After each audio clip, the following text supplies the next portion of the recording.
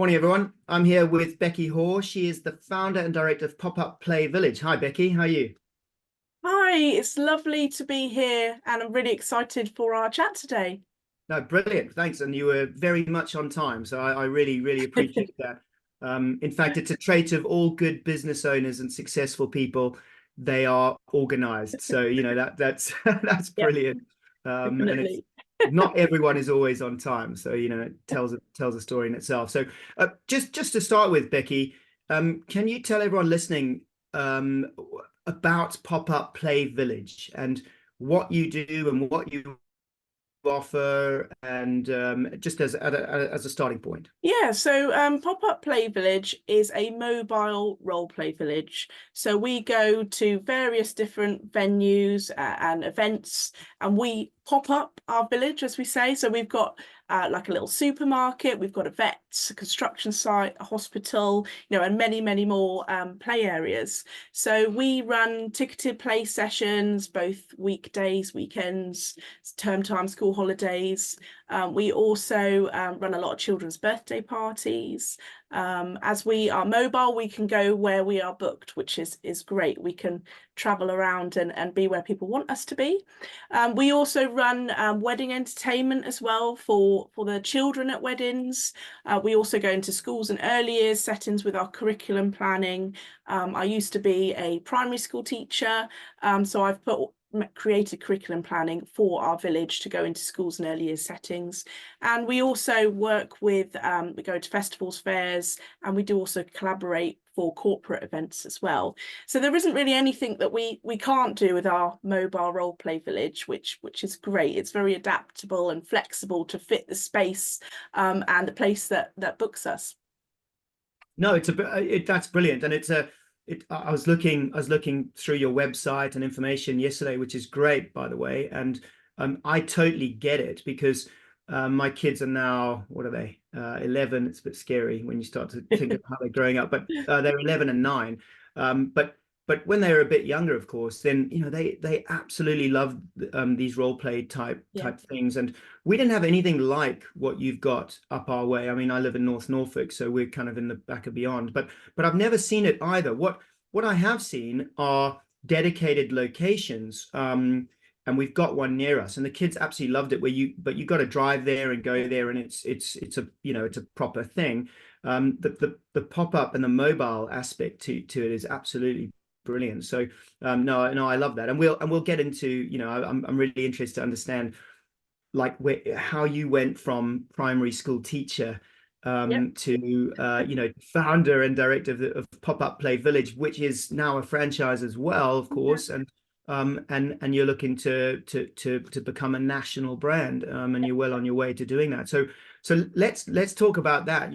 Let's talk about where you were as a teacher, and how you then kind of moved away from that and got into this. Yeah, so it was all through my children, to be honest. So I was teaching up until my second child was born. At this stage, I had a 2-year-old and a newborn, and I was looking for places to take them to, rainy day, found nothing that was suitable for mixed age group of children. There's something for a toddler and there's something for a baby, but not for both of them. And I just remember saying to my husband, why is there not, a role play village that just pops up in a local venue? It's really safe, that you can see your children at all times. It's not like soft play where you got to clamber in with them. And once I thought of the idea, I couldn't shake it off.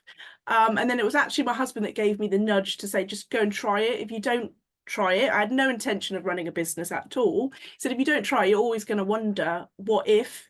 And also going back to teaching just wasn't going to work with 2 young children. So it's my children and my husband, I guess, that gave me the nudge to start it. So that was back in 2016. In 2018, we franchised the business. The reason to franchise was because I knew it worked really well. I was running it for a year already. I could see the demand, and I wanted families to be able to access it across the UK. I knew that I couldn't grow the business across the UK just by myself. Not only did I have two young children to look after, it just wasn't going to be possible.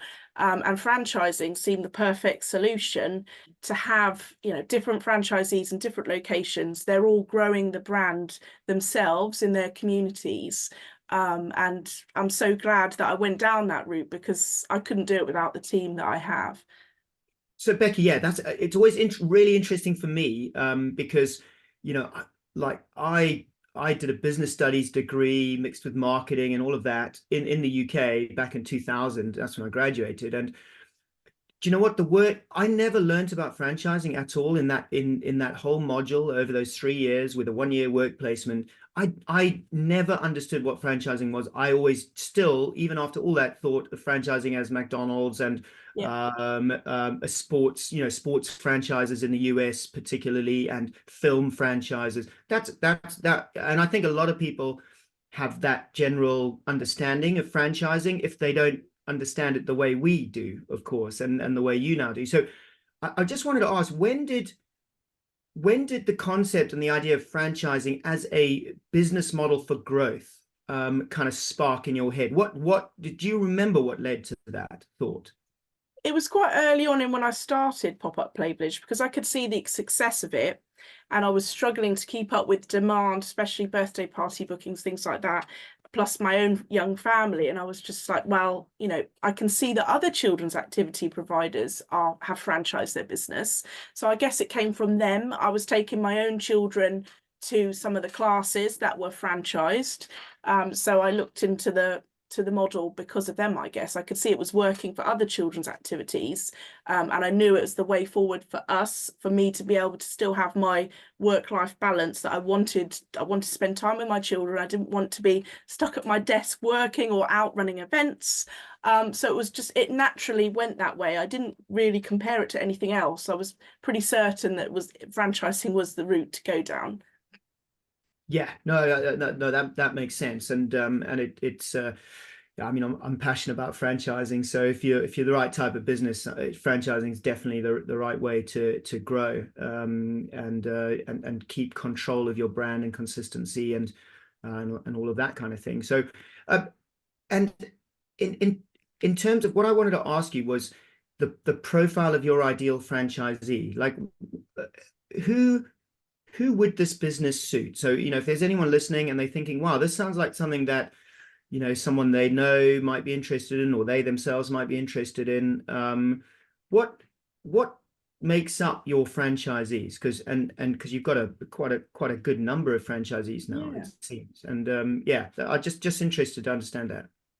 Yeah, so I think the key, what I look for in a franchisee is that they've got that passion to provide role play experiences for their community. If you don't have that passion, you can't grow and drive a business. I think that is the real key. You put your heart and soul into it. So you've got to have the passion and want to work with children, and their families, and ultimately to love role play and the experiences and the opportunities that you're offering for children. So that's the key. So if I get an email from someone interested in running a franchise, I can usually tell through the email if they've got that passion and drive for the business. And then I go on to talk to them, meet them, things like that. And you can just tell if somebody's, got that drive and really wants to run the business. They love the concept of it. So I think that's the key for me. But I think the benefits for a franchisee is that it's flexible around their family life. So if they want to run their own business, be their own boss, set the hours that they want to work. There's no minimum or maximum hours for Pop-Up Play Village. We don't set anything like that. So I think if somebody's looking for that flexible career that fits around their life, and they're happy to be their own boss and drive their own business, I think that's who we're looking for.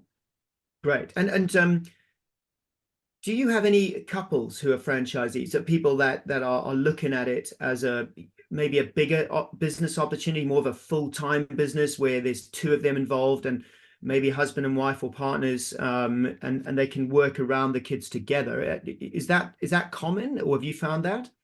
Yeah, so we do have a few couples that run franchise together. So we've got two married couples that run the business together. It can be run full or part-time. You can plan in, schedule in as many events, activities as you like.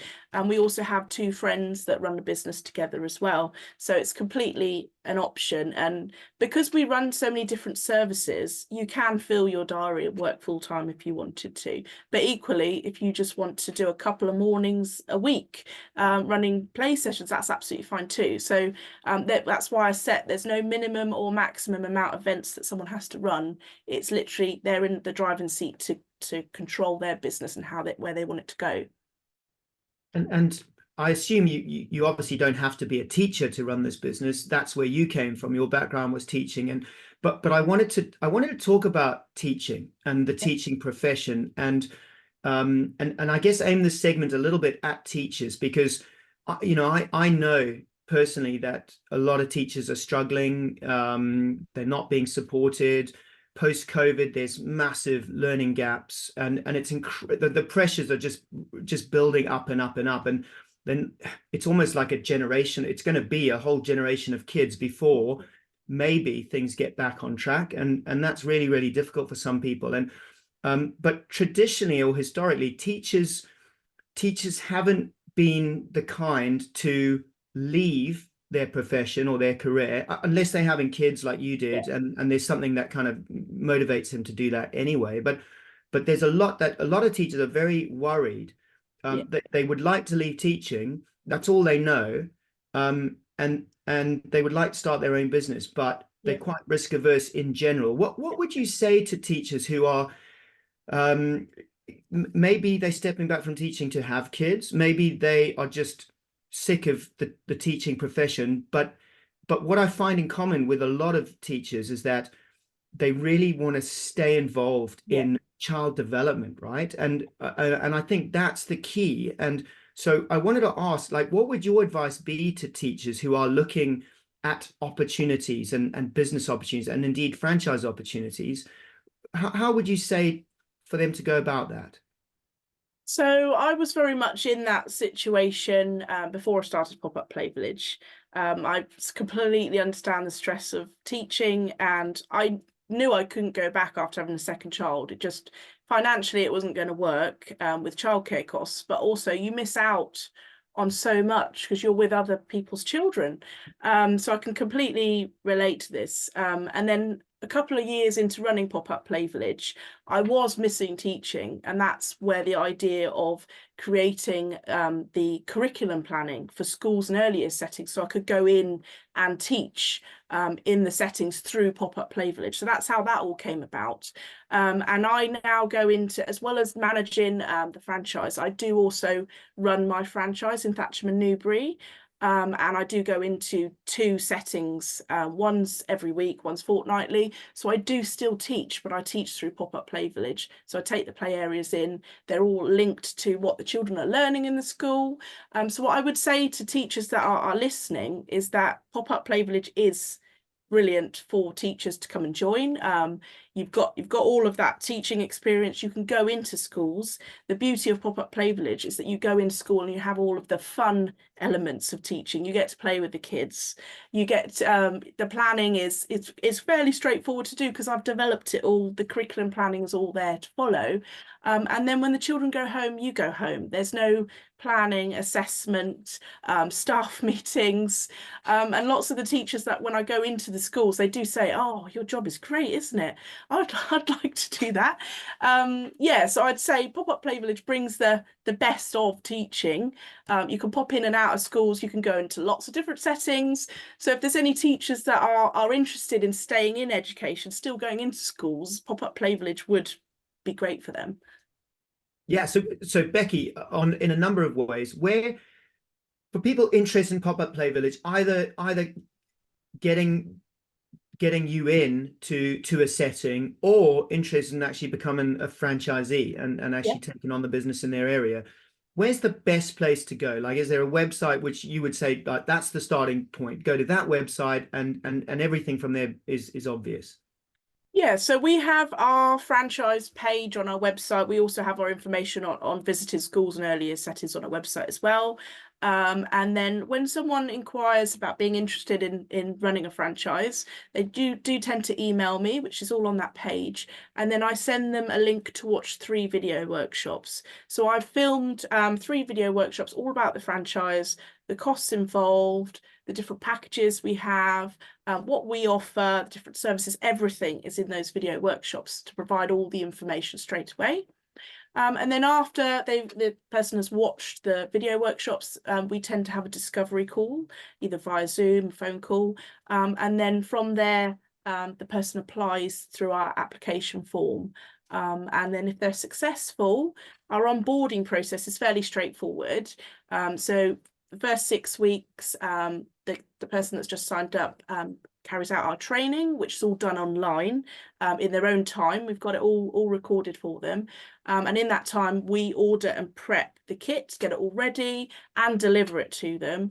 And then when it comes to launch time, I'm always there to support a franchise launch. If I'm not there, like I can't make it, there's always a member of the team that will go and support.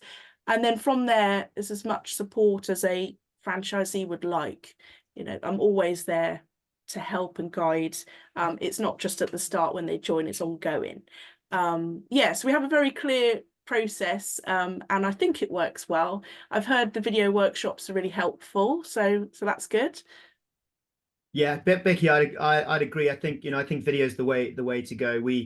With a lot of our clients, that's what we're advising them now is just create talk to camera videos. They don't have to be clever, just to your phone. Everyone's phone is good enough to do that. And so yeah, we're a massive advocate of creating videos. I think a lot of people aren't very comfortable doing it, but I do say, well, you need to just become comfortable doing it. The first time will be horrible, but once you've done 2, 3, 4, it will become a bit more natural, and it is very helpful, and it's how people consume information these days. So we have to, we have to look at that. And so yes, so if people want to find the website, if they Google pop-up play village, it's going to come up top, because I did it yesterday actually. So I know I know it comes up top. So that's fine.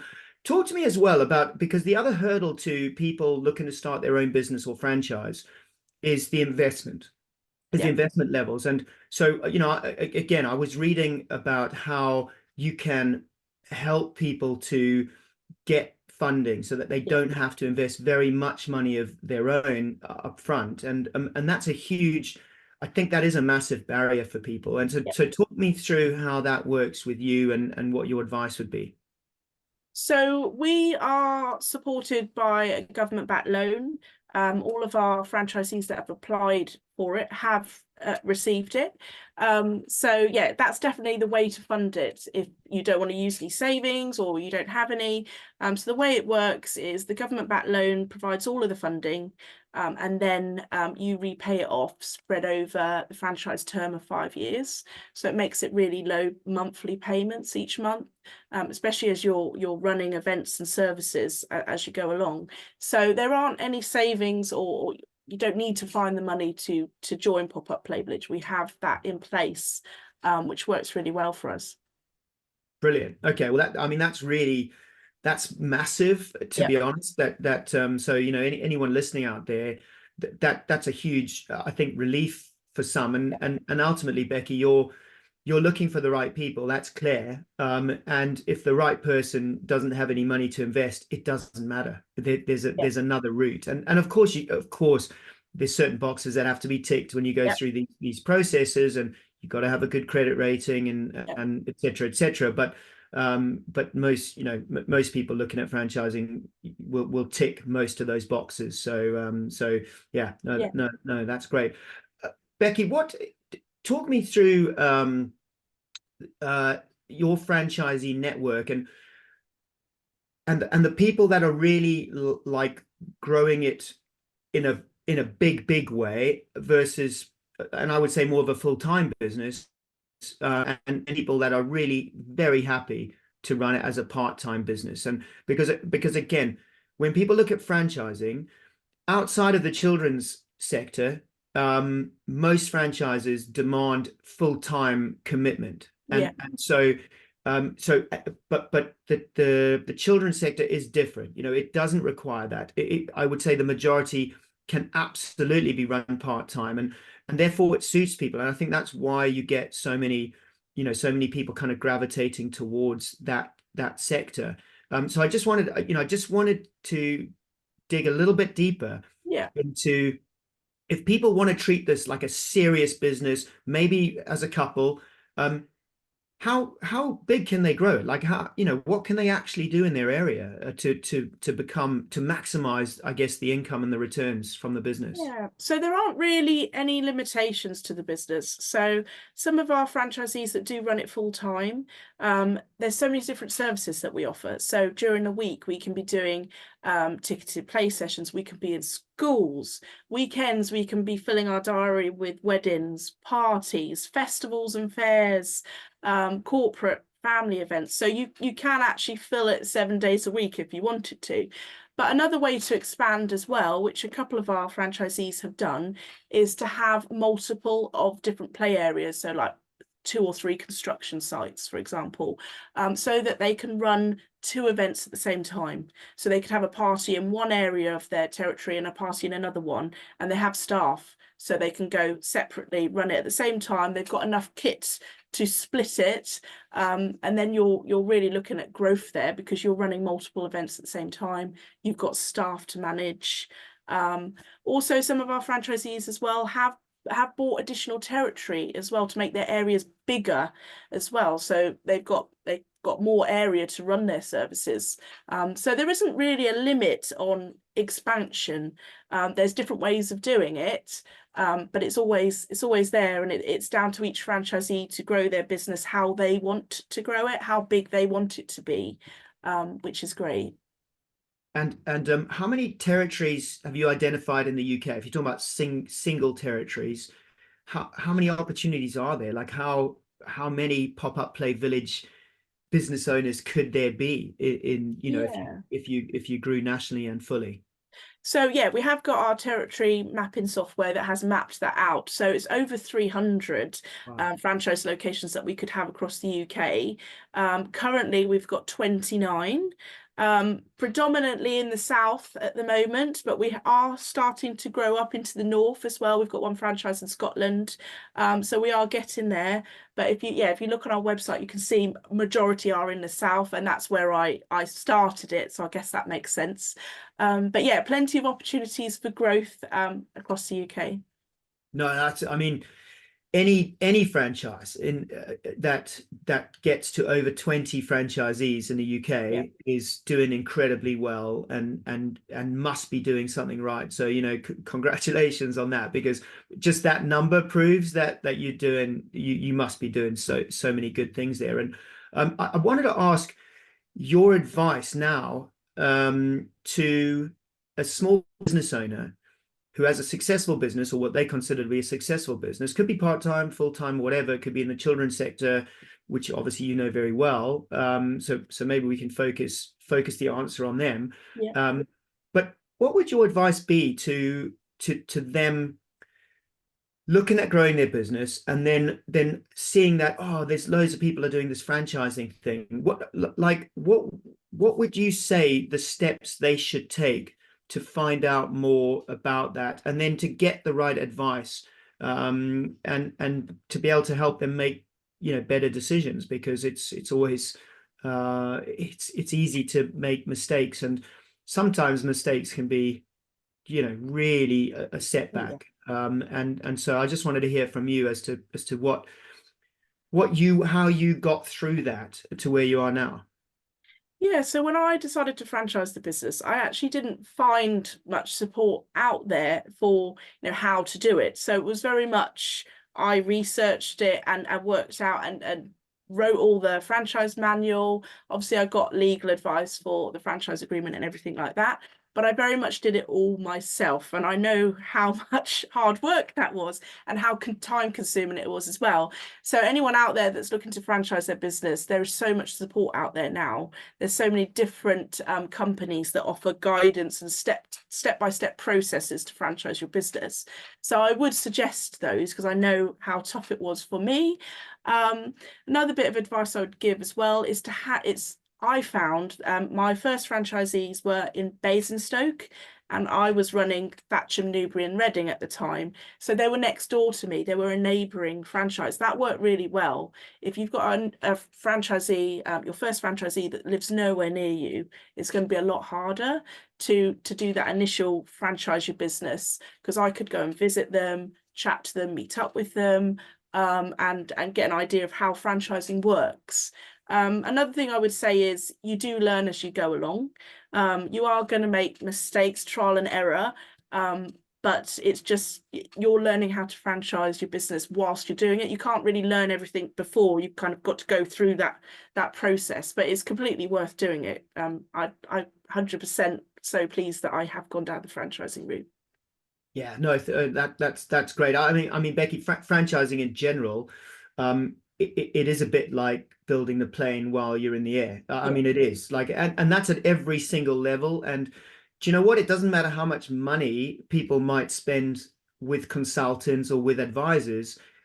There is still the element of you just don't know what you don't know until you're in it. And so I think that's really, really very true. And but there's one bit of advice there which I think is absolute like gold, which is when you are seeking your first franchisee, I mean, we call them that, you know, they're a pilot franchisee. They're one of your first ones. And then I think it's incredibly important that they are near to you, and don't be tempted to, you know, to take someone on in Scotland if you're in the south of England.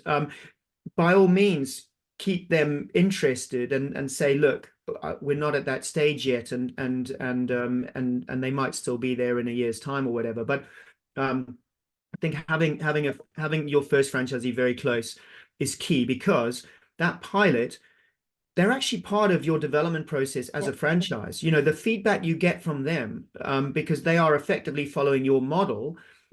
They are the best person or people to identify the gaps in your processes and your systems and your training and everything else. And that's no problem.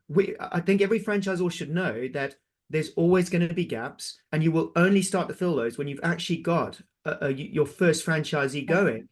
And that first franchisee could be part of a kind of an inner circle. It could be friends and family, or a friend of a friend, or whatever, and that's fine. Or it could be someone just totally random. It doesn't really matter. You work together, and they become really part of the growth of the business. And I wanted to ask, Becky, how many franchisees would you say you took on before you suddenly it all clicked and you felt, wow, actually, do you know what? There's always gap fill, but actually the big ones are now filled. Like at which point did you really think, do you know what? This is it. Like I always, we're going to improve, but I feel I'm pretty much there now.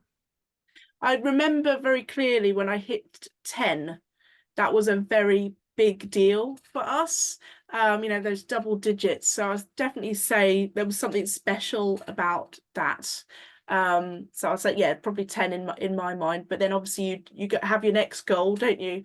And it keeps growing like that. But that was the one that really stuck in my mind. Wow, we've got 10 locations. Isn't that amazing? So yeah. Yeah, well, you're at 10% now, Becky. So, you know, 10% is from 10 to 10%. So it's a massive achievement. And I think life as a franchisor only gets easier really when you've got a good network. And so you talk about 300 territories and having 300 business owners. Obviously some might have multiple territories because they want to grow a bigger business. And but what's your vision? What's your overall vision? You know, if you're thinking about your 5-year, let's go 5-year plan. What are the basics, or what make up the basics of that? Where do you want to be in 5 years? So ideally, I want across the UK, customers to be able to reach one of our locations. Yes, it may be an hour and a half to drive or an hour, but they're close enough to one of our locations. So we're spread out enough across the UK to be able to do that. So in the Southeast currently, we are achieving that predominantly, especially like Cornwall and M4 corridor, we are achieving that. But places like up north, Scotland, we've got a lot of growth to do there, Wales. Yeah, so I think that's my vision, is that if anyone found our website, really wanted to visit, they could get there without having to drive, you know, more than an hour and a half away. That's good. That's the first answer I've had like that, Becky, and I think that's a good. It's a really no.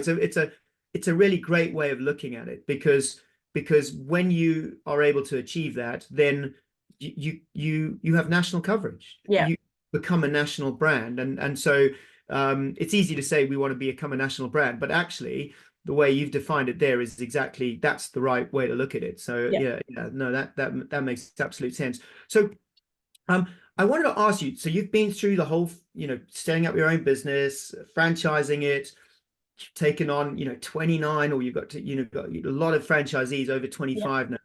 Um, what would you say has been the biggest hurdle that you've faced and overcome, obviously, by yourself, either personally or as a company in that time?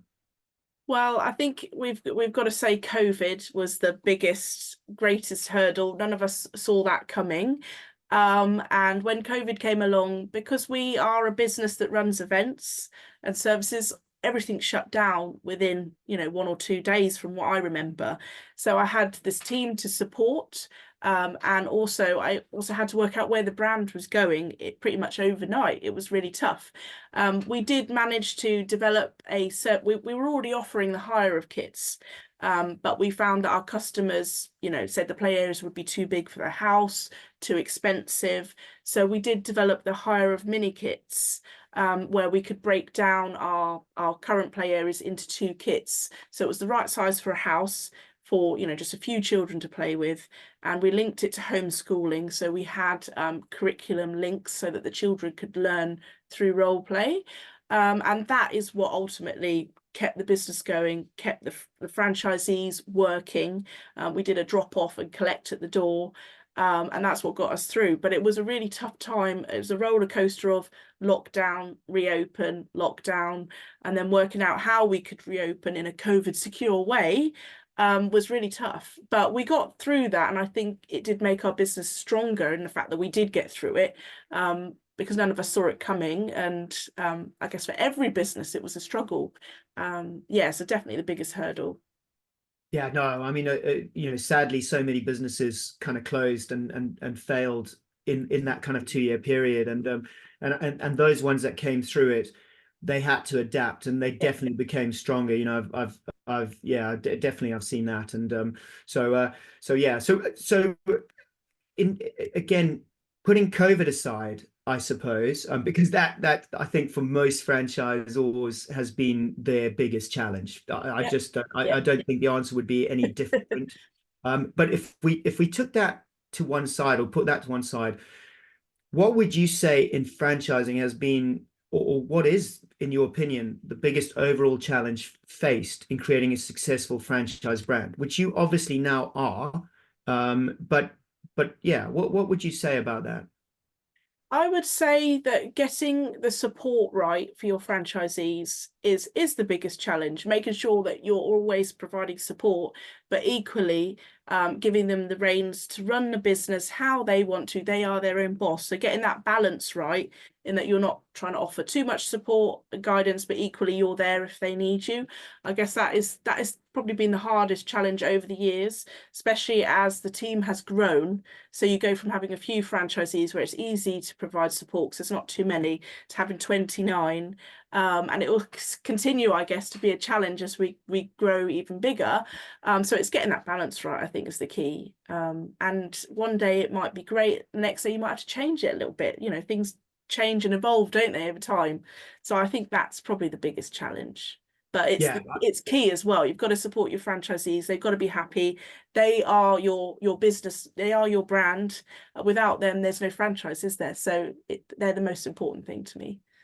Yeah, no, absolutely. I think it's interesting because on one hand, things get more difficult as your network gets bigger, but on another hand, as long as you put the right systems and processes in, it can get easier. And Yeah, what I see in our experience is that franchise brands that have got, have a big network of successful franchisees, where they ensure that the communication between franchisees, like a forum, yeah, like a place where all franchisees can chat, ask yeah, questions of each other, that actually becomes a brilliant way for a franchisor to provide support, yeah, because they're not doing it directly, but they are providing the communication systems, let's say, for franchisees to help each other, to pick up the phone, or to type something into a chat place, and yeah, and get that advice very quickly, because the bigger the network, you've got a chance of someone replying sometimes within minutes. Whereas yeah,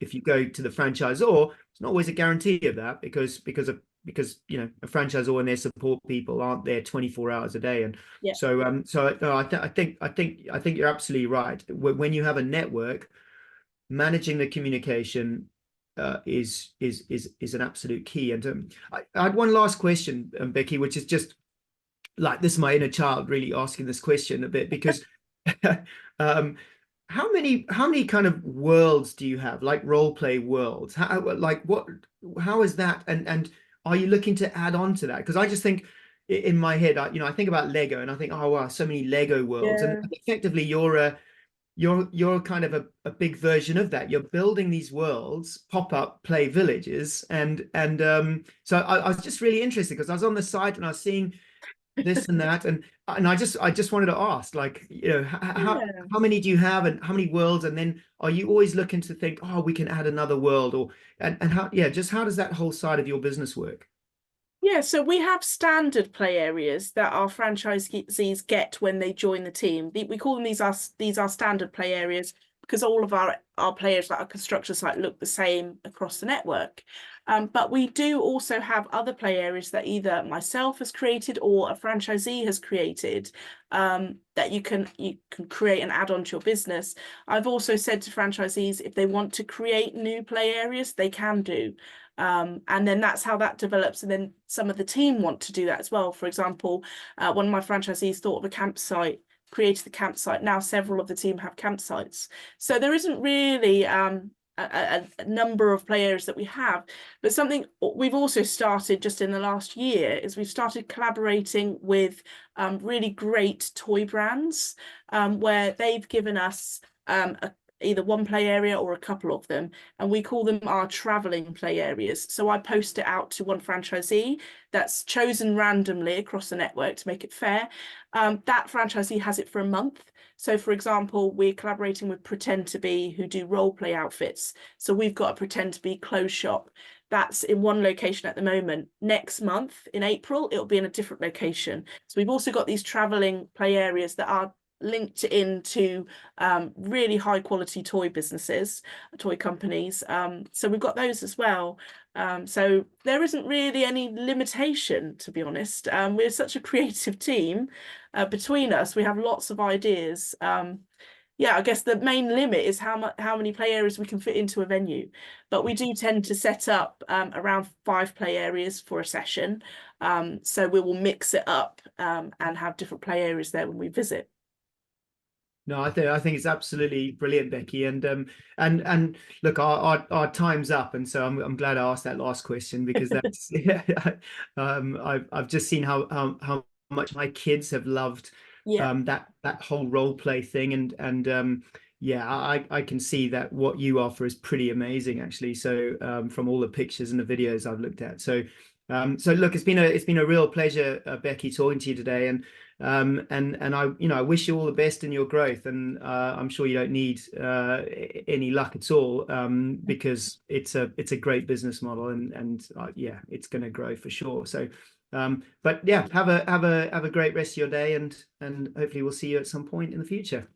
Oh, that's great. Thank you so much. It's lovely to chat with you today. Cheers, Becky. Bye. Bye.